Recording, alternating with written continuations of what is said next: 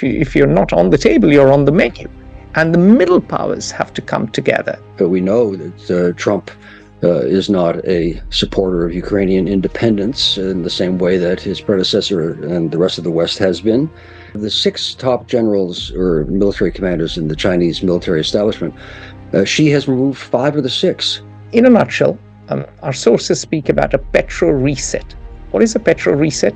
Well, the theory goes like this, or the idea goes like this. China invaded Vietnam to, quote, teach Vietnam a lesson, unquote. And in fact, they had their hats handed to them. The Vietnamese were one of the finest, if not the finest, armies in the world.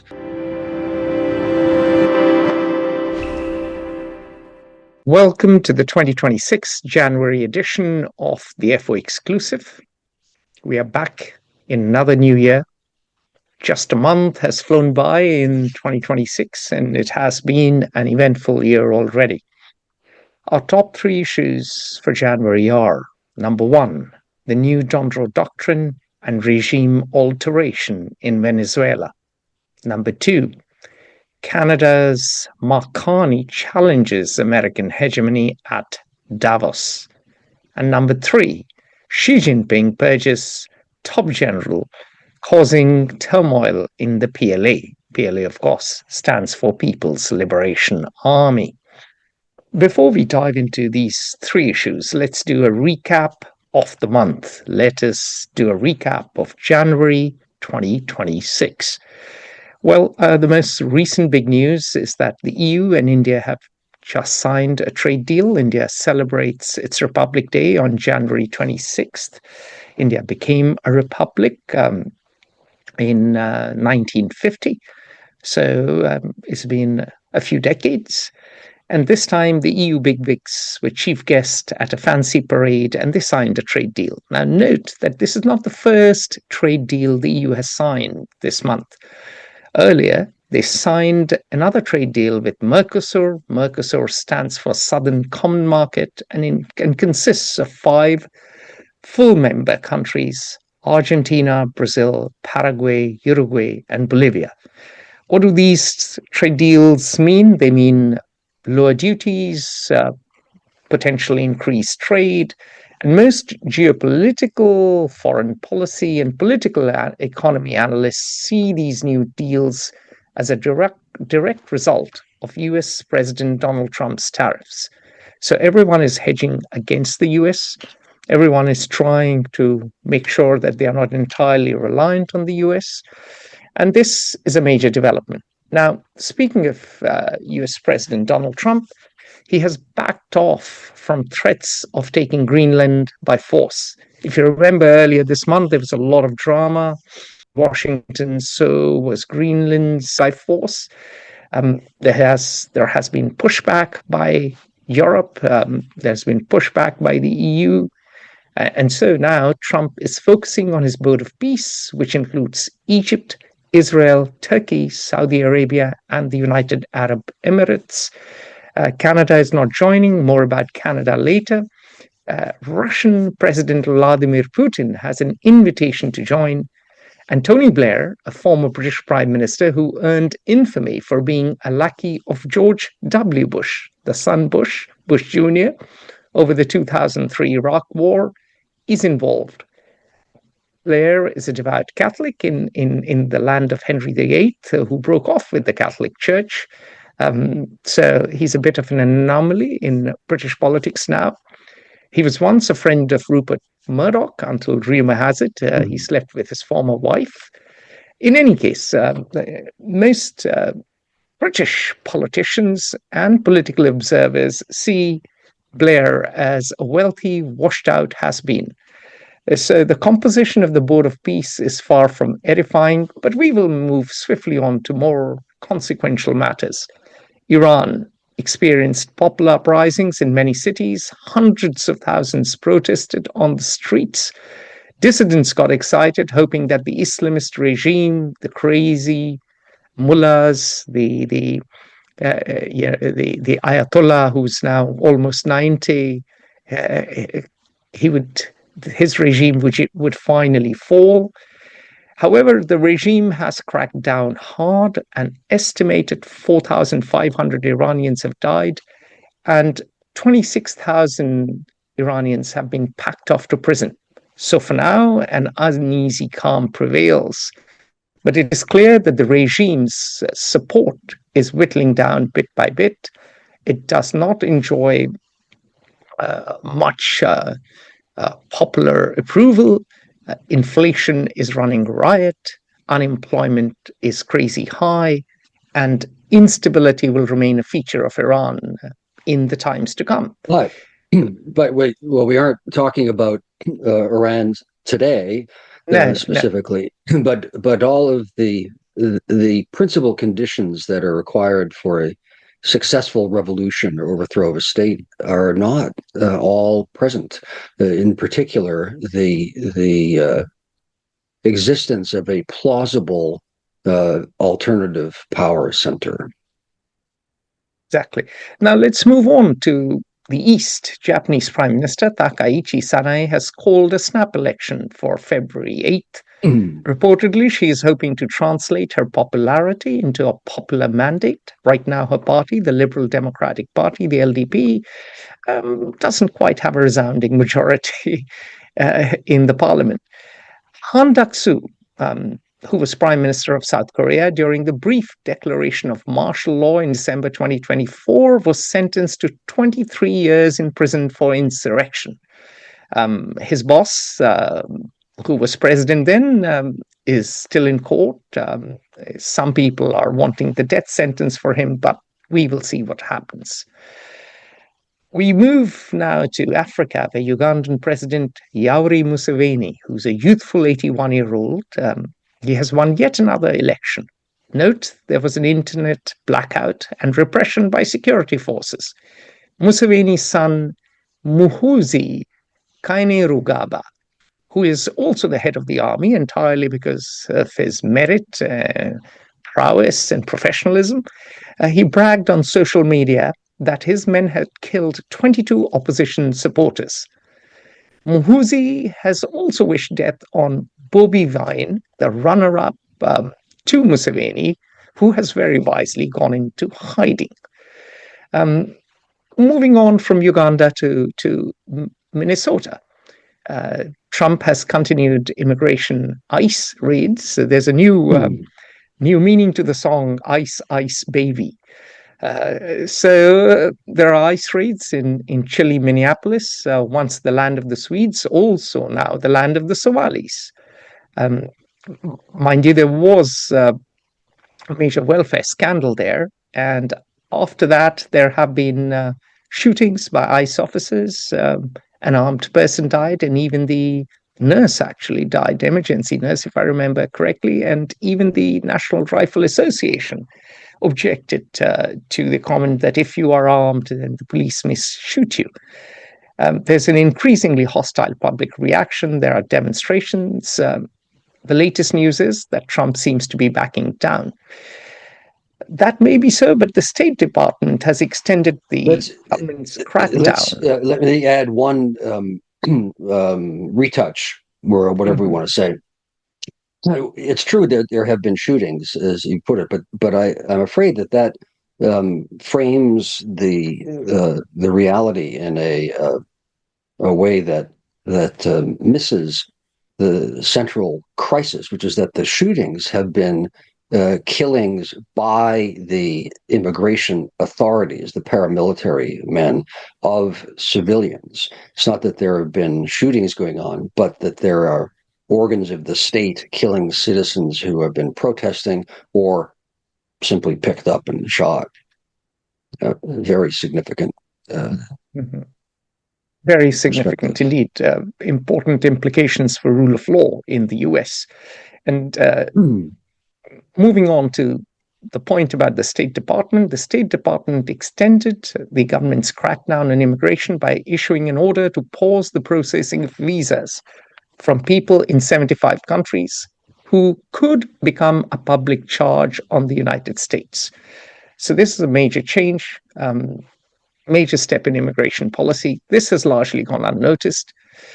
Now let's move on to some economics, business and economics, actually. China reported a record $1.2 trillion trade surplus. It had already broken the previous record by the end of November. China's exports to America, however, fell by 20% in 2025, and America's deficit has actually narrowed, which has led many in the Trump administration to claim that tariffs are working. Just 11% of the total number of goods that China sent abroad went to the US. This is the lowest number since the 1990s. Chinese factories instead have tapped other markets. Exports to Africa were up by 26%, to ASEAN countries by 13%, and the EU by 8%.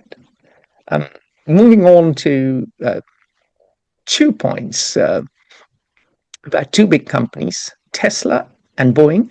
Tesla is no longer top dog in the electric vehicle market. It delivered 1.6 million electric vehicles in 2025, down by 9% from 2024, while BYD, the Chinese electric vehicle company, sold 2.3 million electric vehicles, which is up by 28%.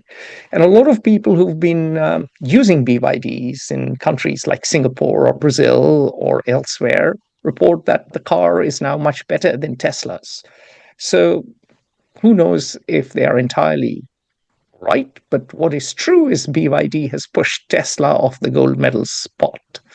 Well, I think experts actually in the EV industry developments and the businesses agree to a person, so far as I'm aware, that the Chinese EV manufacturers, in particular BYD, are substantially more advanced than any other rival, and the closest would be Tesla. Not just in terms of sales, because Tesla has just been replaced as the top-selling EV in China in the past year, past quarter, perhaps, but more significantly in technology, volume, and scale and cost. Now, the reasons for this aren't probably an intrinsically superior DNA of Chinese over polyglot American engineers, but massive government subsidies. But the fact is that the technology and efficiency of the industry is, by all accounts, substantially ahead of anybody else in the world. Now, they're operating at losses. The government is paying for this. Almost none of the Chinese EV companies have turned a profit. So ultimately, at some point, you have to pay the piper. But the world can be, in some ways, quite happy that China's government is footing the bill for the technological change that will benefit materially, technologically, and economically the rest of the world, if not other EV manufacturers. But note, there is a lot of talk, and we'll delve into it another time, of China betting to be an electro-state and the US betting to be a petro-state. And you can see that the US has doubled down on petrol cars, on gas cars. Ford had a great year, by the way. And when it comes to petro-state, so far aviation is still based on, petrol or gas, aviation fuel to be precise.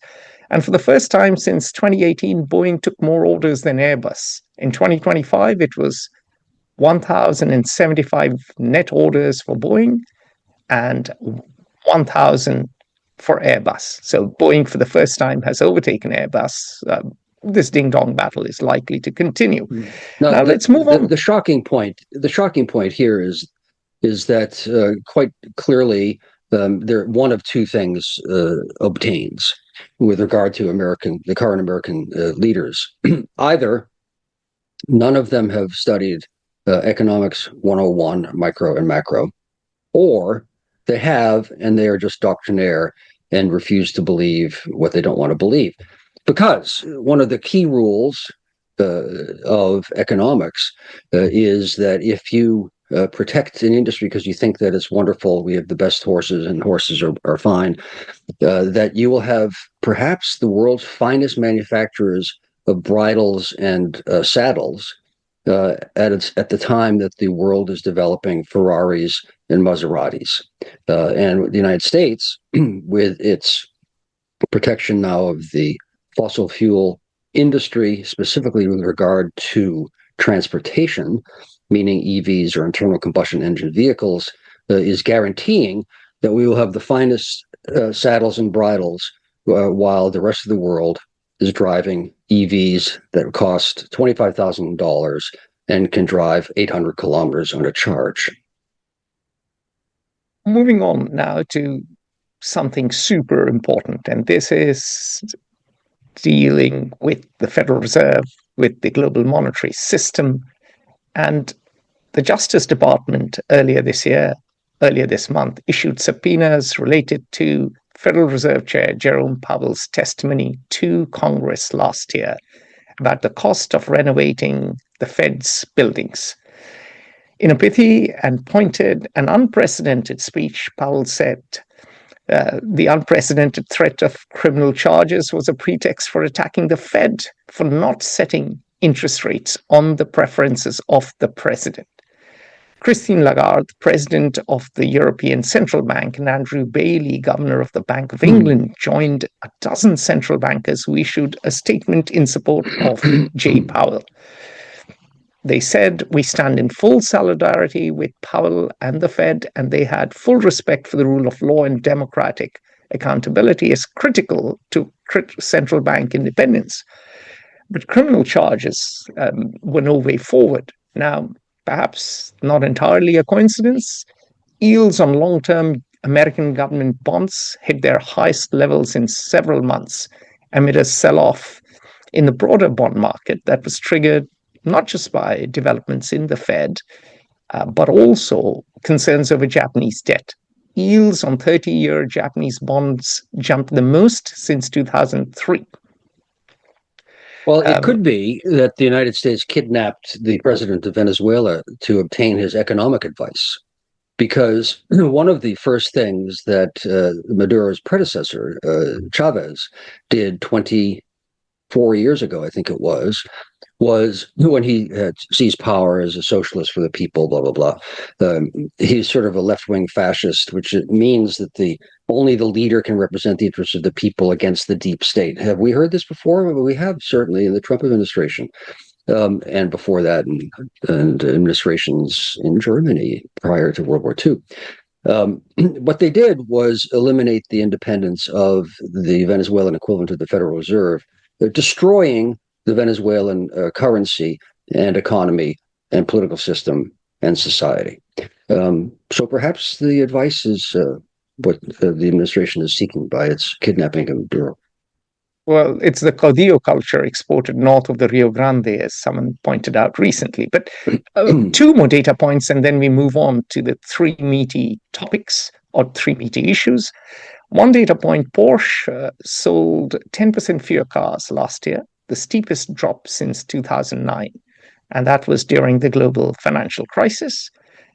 And prices of precious metals shot up this month, with gold surging from about 4,329 per troy ounce on January 2nd to over 4,319 per troy ounce today.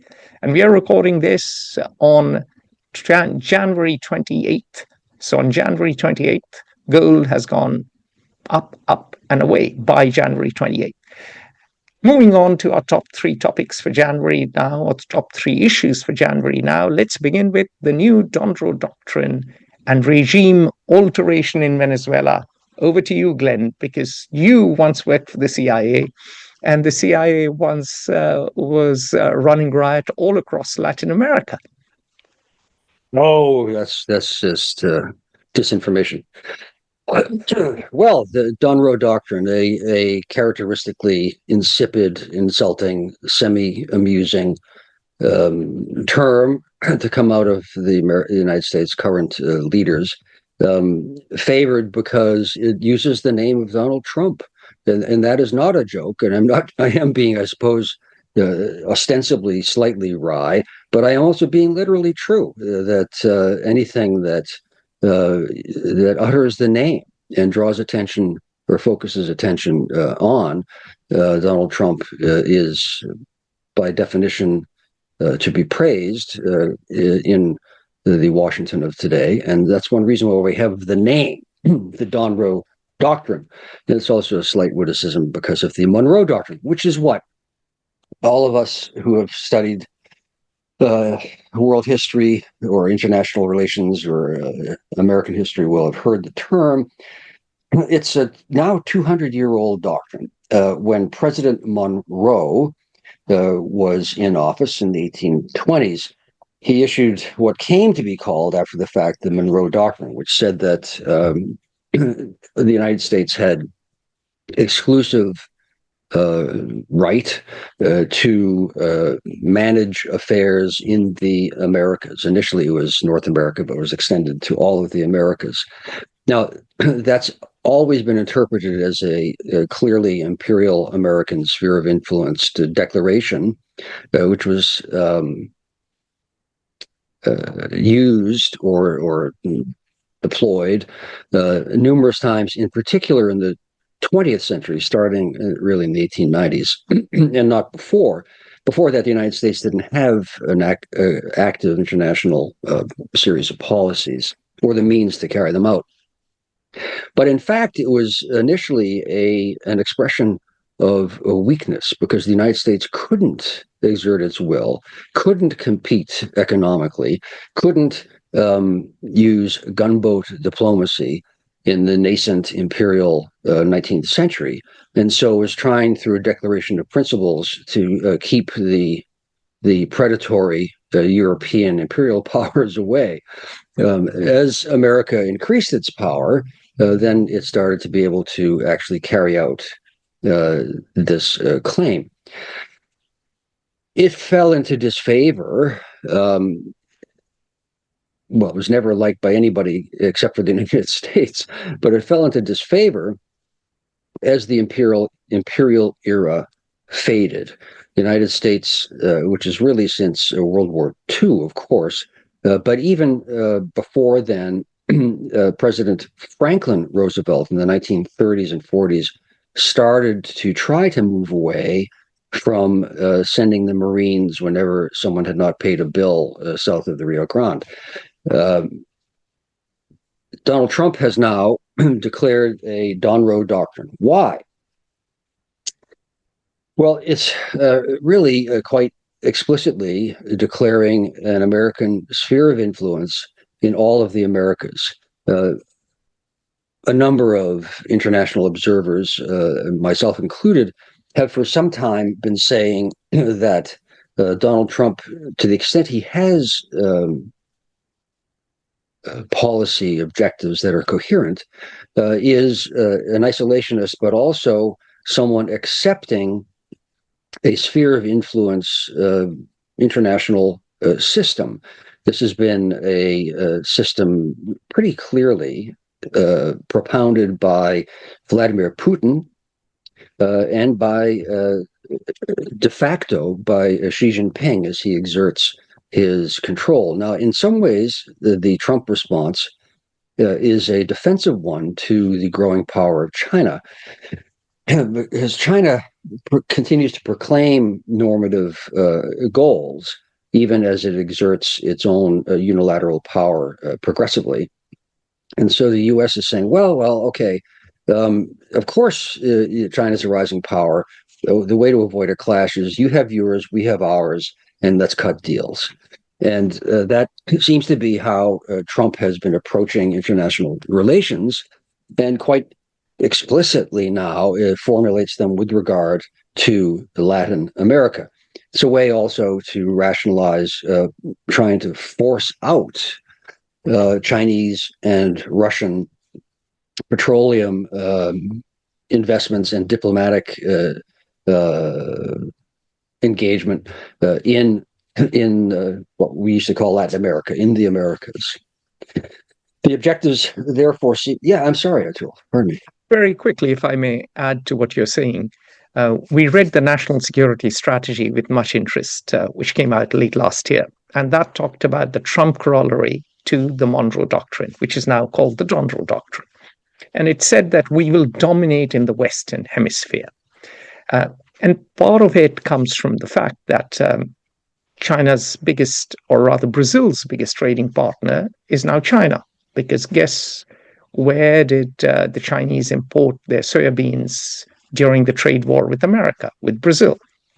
Similarly, if you look at Uruguayan beef, a lot of it goes to China. Same holds true for Chile's copper, because ultimately manufacturing is big or biggest in China. It is the workshop or the factory of the world. And so if you are a producer of commodities, as Latin American countries tend to be, you are bound to trade with China. And so the view of many in the Trump administration was that, okay, we may not be able to arrest the economic trend, but we will dominate geopolitically. We will make sure we dominate the Panama Canal. So there was tension of that. We will make sure that geopolitically and militarily, the Chinese and the Russians are out of South America. We will take out inconvenient leaders who are cozying up a bit too much to Beijing and Moscow. And in a way, that is part of an old tradition. That is not particularly new, is it, Glenn? No, not at all. This is you can always find rationales that make sense from a unilateral perspective to have things go your way economically or diplomatically. Of course, the question is, do you do it with the Seventh Fleet or some other way? And the easy way, at least if you have the Seventh Fleet, is to use that, which is what Trump is doing. I think you're focusing attention on the geostrategic competition is very important. Certainly, just as I was starting to say, keeping China out or pushing China out or setting the terms in which China might be present but subordinated to American national interests in Latin America is the deal that Trump is offering, and the reality he's trying to and probably will successfully to some extent impose south of the Rio Grande. The fossil fuels issue is central to his, I think, to this Donroe Doctrine, because he does, there is a long-term continued importance for fossil fuels, no matter what anyone does to try to wean the world from them. It's a fact, which I personally will lament for environmental reasons, but it's a reality economically. And so the focus on fossil fuels by the U.S. Can I please jump in here and explain what some of the people in the Trump administration and the Republican Party have been talking about very quickly? We covered this in our FOI Geopolitical Risk Monitor for January 2026. You can check it out by reaching out to me, and I'll send you a copy. In a nutshell, our sources speak about a petro-reset. What is a petro-reset? Well, the theory goes like this, or the idea goes like this. Venezuela has enormous untapped energy potential. According to the Energy Information Administration, the world's largest proven crude oil reserves of 303 billion barrels in 2023 were in Venezuela. This is 17% of the global reserves. Despite these reserves, Venezuela produces only 1 million barrels a day, which is 0.8% of the total global crude oil in 2023. So this oil could be tapped by American companies and only American companies, and this would cause a huge supply side benign shock to the global economy. And now, yes, this extra heavy crude is hard to refine, But, and here's the important thing to note, only refineries on the Texas Gulf Coast can do so at scale. So it makes sense to integrate the largest oil reserve on the planet directly into the world's most sophisticated refining complex. In corporate terms, as someone put it to me, the Trump administration is simply engaging in a hostile takeover of a distressed asset with massive upside potential. So, a US administered. Please, shoot, Glenn. These are significant points. I say that to agree, not to say the implicit however. No, they are real strategic considerations. And one shouldn't lose sight of the reality, that Maduro and his predecessor and creator, Hugo Chavez, destroyed possibly the most successful country and economy in South America. They have turned a country that was becoming wealthy and was a democracy into a country that risks starvation for the population as a whole. 8 million Venezuelans fled, and the Maduro diet literally caused people to lose weight. So we shouldn't only focus our attention on the hideous imperialism, et cetera, of the United States. No one should lament the destruction of Maduro or his regime. Now, the unfortunate thing is that there's been no destruction of the regime whatsoever. There's simply been one more Latin American immigrant to the United States at present, who is the former, now removed president of Venezuela. Quickly, let me explain further points and we'll crack on. So a US-administered Venezuela could bring an additional 3 to 5 million barrels of oil per day online within a few years. If this happens, this historic supply glut would cause a structural collapse in the global price of oil. Potentially gas or petrol, as people say in the rest of the world, could go down from $3 to $1 per gallon.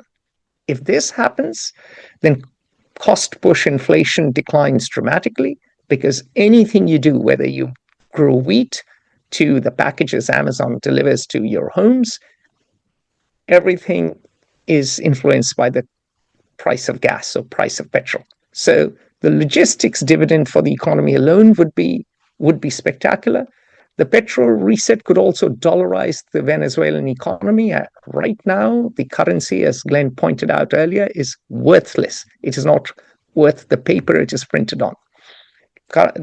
Venezuela is suffering from hyperinflation. So if you get rid of the bolivar, adopt the dollar, you eliminate hyperinflation and stabilize the economy. And the example everyone is giving here is Ecuador dollarized its economy in January 2000, and since then it has been a great success. And if Venezuela stabilizes, it'll, with the cheapest energy in the Western Hemisphere, it could become a manufacturing hub that rivals Mexico. 8 million Venezuelans would be back. The cost of labor would go down too. So there would be no need for factories to go just to Mexico or all the way to China. And then this is an interesting bit of thinking, which says that if you have a rejuvenated Venezuela, then you will reduce illegal immigration to the US, because not only will 8 million Venezuelans return, and they are about 23% of the population, they would also attract other immigrants. Other Latinos would make their way to Venezuela, all the way from Chicago to Maracaibo. So fixing Venezuela, in a nutshell, is in U.S. national interest. Over to you, Glenn. Now I've walked you through the logic of the policymakers in Washington, D.C. Right. When this happens, just in the for the global petroleum industry, that will, of course, cause the collapse of the American petroleum industry, which isn't going to happen anytime soon. And so, what is the term? I did say pipe dream, fairy. No, perhaps we could say fairy tale, la la land. I mean, all of these things are, if pigs had wings, they could fly. Isn't that the expression? But I mean, these are nice objectives to talk about. But very quickly, Glenn, let me jump into your point and add to the point you're making about fairy tale. Serious players, however, including the CEO of Chevron, have said that Venezuela is uninvestable.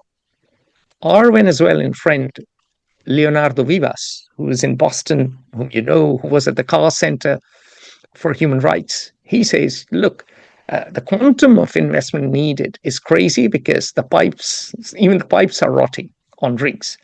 And so the quantum is immense.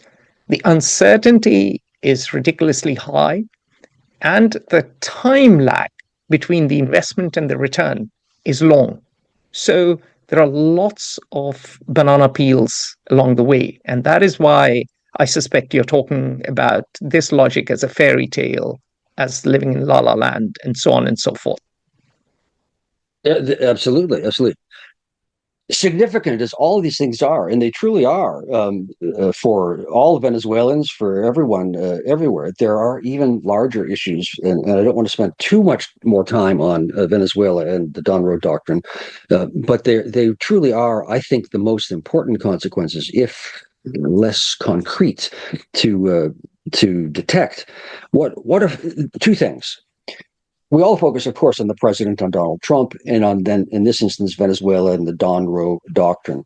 And that's all significant and appropriate. However, other senior officials in the Trump administration also have influence, which doesn't receive at all attention.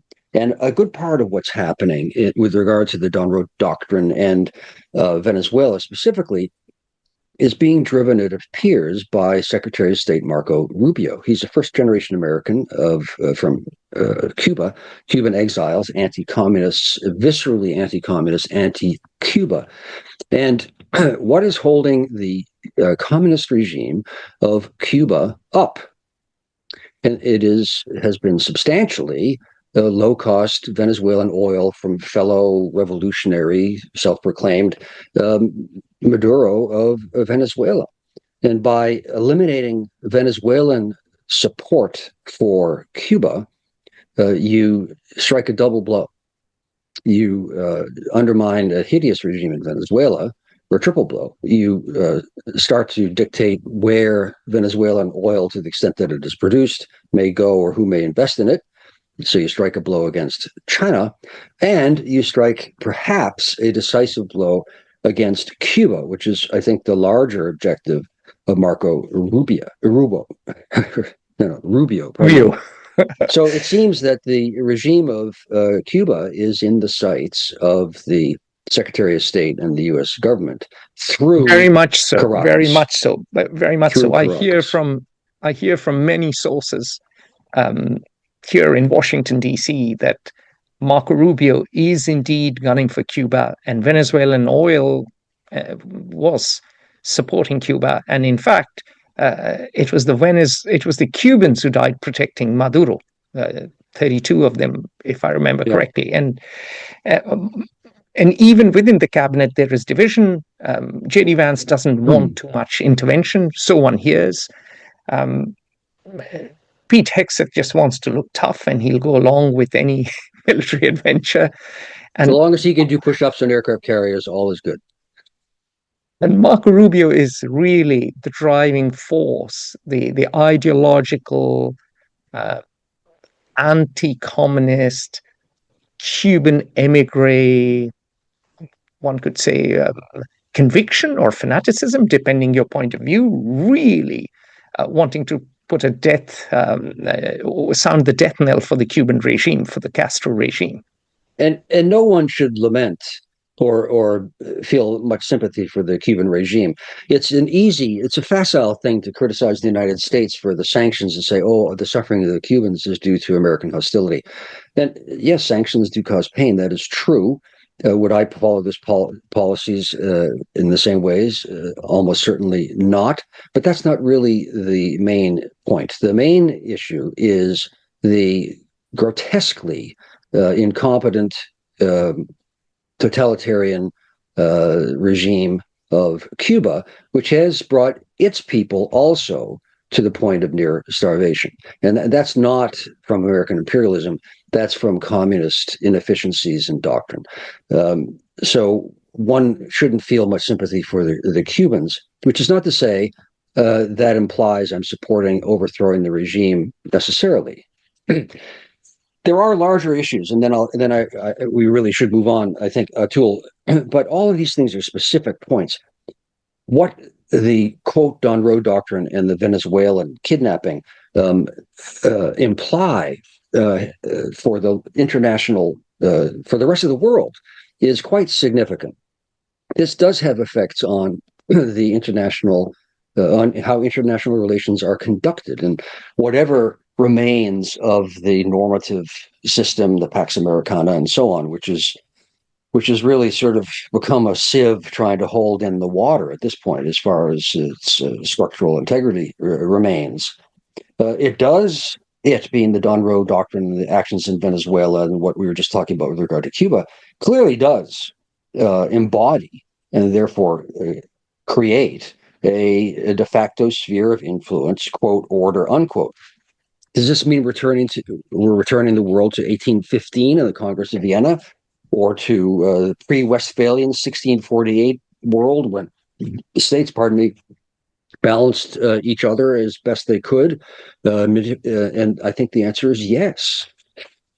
It also has substantial implications for China, Asia, and South Asia, because if the United States does this in Latin America, it's also giving indications that it will not really do as much as it once did. It's giving the United States is giving contradictory signs, but nonetheless increasing signs that China won't really even be contested by the only other superpower, the United States, to create its own already de facto sphere of influence in Asia and South Asia. That also has implications for Ukraine. We know that Trump is not a supporter of Ukrainian independence in the same way that his predecessor and the rest of the West has been. And it has effects then on the global South, which is very happy to denounce American imperialism and always sort of by default to castigate the normative system as hypocritical, when in fact they've benefited dramatically from it. But they will soon see that minnows get eaten by bigger fish unless they become sort of symbiotes or kowtowers to the Middle Kingdom, or serfs to the Tsar, or as protected markets for the American imperialist. So this is a substantially significant event, what has happened in Venezuela, and this grandiose framing of a doctrine for the United States by the Trump White House. And very quickly, Glenn, you think the likely success of Donroe Doctrine is low, the spheres of influence system is now a reality, and we are already seeing a reaction in terms of trade deals that Mercosur has signed with Europe. And yes, in the short term, in the medium term, there may be an increase in US influence in the Americas, but in the long run, American influence might actually go down instead of go up. And we can see the unease in Brazil in particular about the abduction of Maduro. Absolutely. I think this is the perfect segue. It truly does lead conceptually, substantively, directly to our second topic, which is an example of the coming to life of the response to the unilateral declarations and actions by Donald Trump in the United States. And our second topic is Canada's Mark Carney challenges American hegemony at Davos. Right. That's right. And Glenn. And the reaction, I'll pass, I want to listen to you, Atul, on this, but I just tee it up by saying that the global reaction, the powerful reaction and praise for Prime Minister Mark Carney's speech at Davos is strong evidence of how the response is hoped for, or the direction it may be taking, to the response to U.S. actions under Donald Trump. Tell us what's happened. Brilliant. So those of you who follow world affairs, foreign policy, world news would have heard Canadian Prime Minister Mark Carney's speech at Davos. Many are calling it a historic speech already. It has set hearts aflutter all around the world, or more prosaically, certainly evinced admiration from diplomats, academics, military men, journalists, you name it. A lot of people have found the speech to be thoughtful, honest, and sincere. And so, who's Mark Carney? Mark Carney was once a central banker. He was the head of the Bank of England. He is an economist. He did his undergrad at Harvard, and he played ice hockey. More importantly, he was a hockey player at Harvard, which we all just know like you, is the decisive indicator of excellence, insight, judicious judgment, so on. Excellent. So, and then he was, of course, a scholar at Oxford, if I remember correctly. He certainly did his master's and PhD at Oxford, and impeccable academic credentials. A man who is widely read, and he quoted both Thucydides and Václav Havel, and he pointed out that the rules-based order was imperfect. The rules-based order saw a world wherein the most powerful often exempted themselves from the rules. But on the whole, those rituals mattered, and they provided an alternative to the Hobbesian world that would have existed otherwise. And now, he said, that putting up that sign as you once did under communism, which Václav Havel talked about, no longer works, because now that old world is dead. He sounded the death knell of the rules-based system at Davos, which is basically the epicenter of globalization, at least in popular perception. That is where everyone shows up to perform their pilgrimage. And the literally jet-setting elite in their jets congregate to be seen and be seen, to see and be seen, and at that Swiss resort, he said that if you're not, if you're not on the table, you're on the menu. And the middle powers have to come together. The middle powers have to collaborate. And if they don't, they will be picked off one by one by the big powers. And we've had an enormous outpouring of public support for Mark Carney from around the world. And the important thing here is not just the substance of it. Of course, Neil Ferguson, who was once my lecturer at Oxford, he poo-pooed Mark Carney away, and he said, look, where will Mark Carney go to? He can't go to Canada. He did go on a trip to Canada. He has a trade deal with Canada, but Europe and everyone else in Canada, of course, has no alternative to the US. TINA, there is no alternative. The TINA factor, as people often say. And that is true today. But what we are seeing already from the trade deals is people are planning for alternatives. People are hitting the gym. People are hitting the gym because they're terrified of the big boy, big 800-pound gorilla, and they want alternatives. They don't want to be bullied. And at the moment, Europe has political indecision, but over Greenland, they did come together to some degree. At the moment, Europeans are weak, but 10 years from now, things may be completely different. And what Mark has done is he's thrown the gauntlet very publicly for the first time,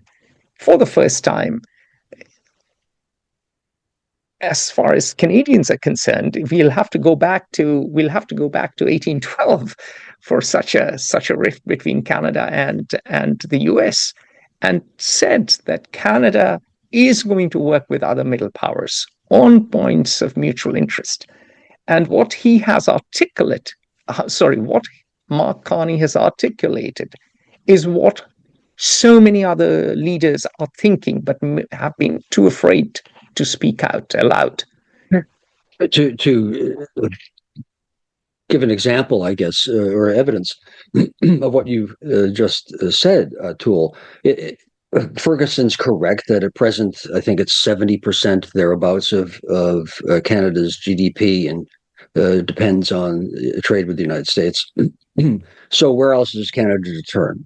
That is true, but it is also true what Mark Carney says, which is he announced that in the last 12 months, I think it is, Canada has signed 12 bilateral and multilateral trade deals with the European Union and other countries in the world, with China, that do not include the United States. It has increased, or is increasing, its defense budget.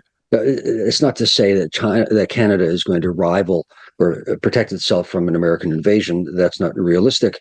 But although their national security strategy is thinking about guerrilla war against the US. Yeah, let's be honest. They are preparing for the worst eventuality. And they've also removed all barriers to internal trade within Canada. I mean, he's proving to be a rather decisive and far-sighted Canadian leader. Absolutely. He has taken substantial concrete steps to diversify his economy, increase his national security, increase national independence from the United States. And so these are steps that much closer collaboration with Europe on defense procurement, on intelligence, on all sorts of things. So as Canada does this, as the European Union signs a trade agreement with Mercosur, which is, I think, 500 million people, I forget the numbers of people, as Canada signs a trade deal, a series of them with China and so on and so forth, all of these, not directly at the expense of the United States, but without the United States, the progressive consequence is that the 800-pound gorilla will no longer weigh quite 800 pounds. So they are meaningful steps. And this is why the Carney's talk has resonated so widely. He said the emperor is naked or the emperor is aggressive. And here's what we can do, even though we are small now. It's substantial. And to use a literary metaphor, the Lilliputians may be ganging up against Gulliver. Well, one of the formative books that I read when I was a student was called Gulliver en Pétrin, which means, how do we translate that? It's fettered Gulliver. And he took, this is a French political philosopher, Raymond Aron, who used exactly that metaphor to say that Gulliver was the United States, but that this was with regard to the Vietnam War and the Cold War. Yeah. All of these little Lilliputians could so constrain parts of the giant that the giant became incapable. So yeah. I thought I would be the first, but no, I am beaten by a Frenchman to the analogy. Great minds work alike, however, and you can't find a greater mind than Raymond. Excellent. Very good. Moving on to our third topic, which we will rifle through in the interests of time. Xi Jinping purges top general, causing turmoil in the PLA. Over to you, Glenn, and let's rifle through this. Pardon me. Well, so the top general has been removed, or Xi Jinping removed the top general. And this is quite surprising because of the six top generals. Tell us about him a little bit.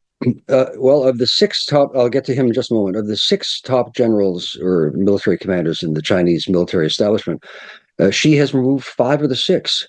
Zhang Yuxia, whom he just removed, is surprising because he is a hero, highly respected in the Chinese military and power structure. He is the son of a long march companion of Mao. He's one of the princelings of the new royalty in the communist China. And he was a lifelong close friend of Xi Jinping. So Xi Jinping is not a discovery for any of us that he is ruthless when necessary. But all of Quickly, these you things said may he be a was a hero, surprise. so I just want to tell our viewers he's one of the few people in the Chinese military with combat experience. He fought in distinction in 1979 against Vietnam. So he's one of the few who actually had fought, because the Chinese military has no memory of battle and war right now. Right. China invaded Vietnam. I was going to say North Vietnam, but at the time it was still, I guess, it had already become Vietnam. It was shortly after the fall of Saigon, Ho Chi Minh City. Um, uh, China invaded Vietnam to, quote, teach Vietnam a lesson, unquote. And in fact, they had their hats handed to them. The Vietnamese were one of the finest, if the finest, armies in the world. The Chinese hadn't had any combat experience, and after suffering substantial losses and finding all sorts of logistical operational problems in the Chinese military's performance, they then withdrew after having taught their lesson. But apparently, Zhang Xuzhe performed creditably at that time. So he's removed. Why? Well, there are few rivals of any stature in positions of authority in the Chinese power structure, Communist Party and government, who remain. Now, this you can look at this from and say, well, Xi is not just ascendant, but there's nobody else, so he has secured his power even more. One might, however, interpret this, and I'm inclined to do the following, as a sign of the brittleness and apprehensions, nervousness of Xi Jinping himself. There are reports from a number of different venues of expressions of real dissatisfaction, anger, frustration, concern, disagreement in the Chinese power structure with Xi Jinping's ever increasing domination of all levers of power and influence, that even devoted members of the party find this too much. And the rumblings about him Xi perennializing his power in 2027 may be, and I think probably are, the reason for the removal of Zhang Xuzhe. Now, immediately people have thought, oh, well, this will disrupt the Chinese military. And I don't think that is the case at all. It's professional, it's huge. Its materiel is world-class and growing. Its training has dramatically improved over the past 15 years. One man does not an entire military capability make. It's disruptive, but I don't think it structurally affects the combat readiness or lack thereof of the Chinese military. But a sign of dissatisfaction of the regime, I think so, or within the regime rather, and apprehension by Xi and his ruthlessness. Very quickly, Glenn, importantly, Xi has hollowed out the entire military leadership, not just our dear friend Zhang, who was 75, another general who was member of the Chinese Central Military Commission, Liu Zhenli. He's also gone under investigation for suspected serious discipline and law violations. And this is a purge unmatched since the death of Mao Zedong in 1976. Many are comparing it to the purge by Joseph Stalin of all his top generals. Now, yes, the Red Army still won against the Nazis, but it was hugely disruptive. And it does throw into confusion command and control. The roughly 2 million strong People's Liberation Army just has the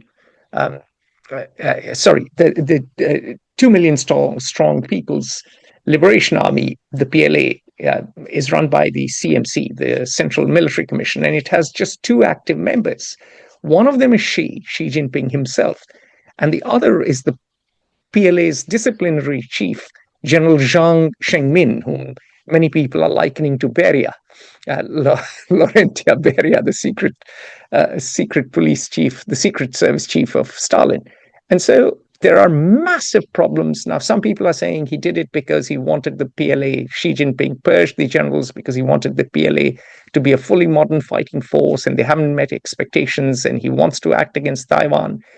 A new wave of purges started around 2023. They began with the rocket force, which handles nuclear arsenal, which is very modern, which has developed tremendously, and which has all the rockets that make American aircraft carriers not approach Chinese coasts. Many say it is corruption and structural reforms. All of that, those are reasons. But at the end of the day, it certainly seems to be the case that, one, there is paranoia on the part of Xi Jinping. He has been in power much too long. There is discontent.